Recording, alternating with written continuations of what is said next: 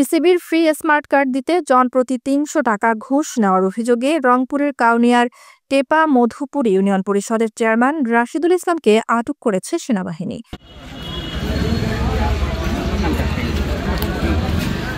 মঙ্গলবার দুপুরে ইউনিয়ন পরিষদ কার্যালয় থেকে তাকে আটক করে কাউনিয়া থানায় হস্তান্তর করা হয়।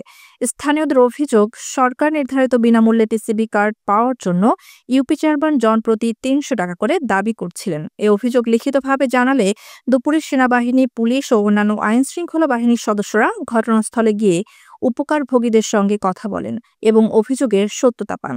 পরে সেনাবাহিনী সরাসরি চেয়ারম্যান রাশিদুল ইসলামকে আটক করে থানায় হস্তান্তর করে। কাউনিয়া থানার ভারপ্রাপ্ত কর্মকর্তা ওসি আব্দুল লতিফ শাহ আটকের বিষয়টি নিশ্চিত করে জানান, এ ব্যাপারে কাউনিয়া থানায় চাঁদা দাবি ও চাঁদা আদায়ে ৩৮৫ ও ৩৮৬ ধারায় গ্রেপ্তার দেখিয়ে বিজ্ঞ আদালতে প্রেরণ করা হবে।